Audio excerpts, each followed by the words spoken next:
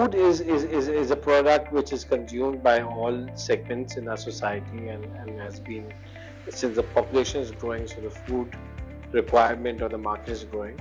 So we see a bright future of our condiment category in Pakistan. When you talk about specifically about Dipitt, lot of has a huge portion of exports, and we operate around in 30 countries outside of Pakistan now. So again, from that perspective, also there's a lot of room for improvement, for growth, which comes outside of Pakistan. So from an overall perspective, inside and outside of Pakistan, there's huge room.